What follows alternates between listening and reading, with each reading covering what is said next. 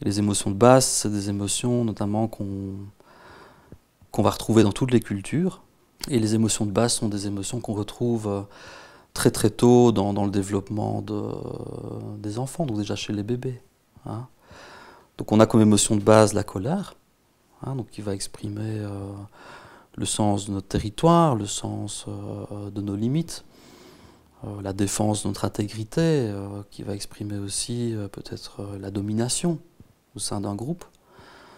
On a également la peur, hein, qui est une émotion qui va donner des informations sur le danger, hein, sur tout ce qui peut nous arriver de dangereux pour notre survie, mais également pour nos besoins fondamentaux ou pour les besoins fondamentaux et la survie des personnes qui nous sont proches.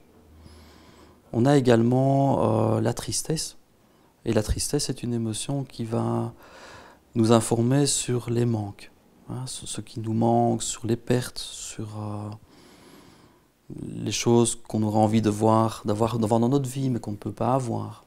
Hein. Donc quand je me sens triste, je peux me poser la question, qu'est-ce qui me manque ou qu'est-ce que j'ai perdu, hein, ou qu'est-ce que je voudrais? La tristesse va l'exprimer.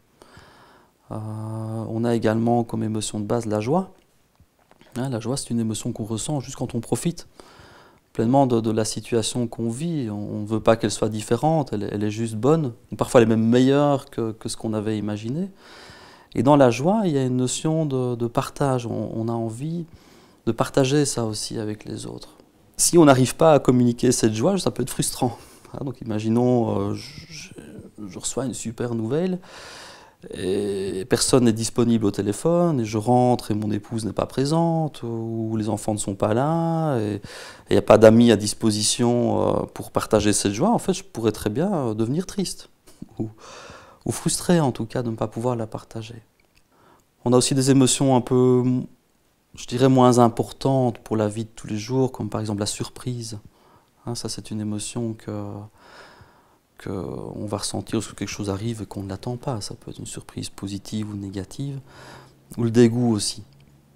Hein, le dégoût, c'est cette espèce d'aversion qu'on peut ressentir par rapport à certaines choses, certains événements, ou même certaines personnes. C'est comme une espèce de répulsion, on a envie de s'éloigner finalement de ce qui nous dégoûte, ou envie de le recracher, envie de le mettre à l'extérieur en tout cas.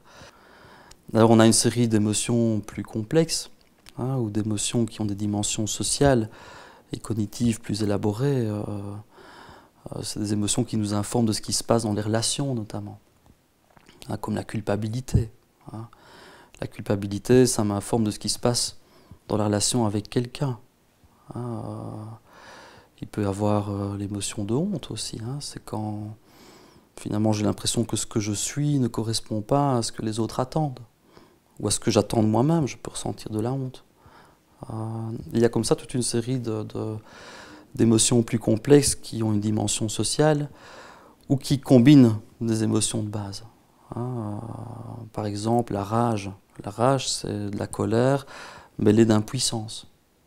Hein, ou la déception. La déception, c'est de la tristesse et de la colère mélangées. Hein, donc on a comme ça des émotions de base qui sont des couleurs de base, hein, comme dans une palette. Et puis on a toute une série de mélanges qu'on peut faire avec des émotions plus complexes, plus élaborées.